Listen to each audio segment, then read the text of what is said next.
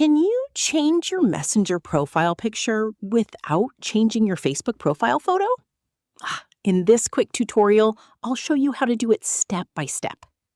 First, open the Facebook Messenger app on your phone. Once you're inside, tap on your three-line at the corner of the screen. Now you'll enter your Messenger profile settings. Then tap on the settings. Here, tap on your profile picture or the small camera icon below it. You will now see options like take a new photo, choose from the gallery, or use an avatar. Then tap on Choose from Gallery. Select a photo from your gallery or take a new one, then adjust it properly on the screen. After that, tap on Done to confirm your new Messenger profile picture. Again, tap on Save the profile picture.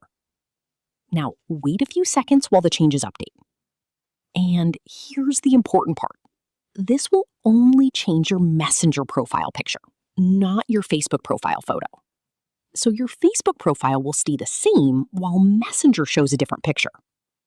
And that's how you can set a separate profile picture on Messenger without changing Facebook.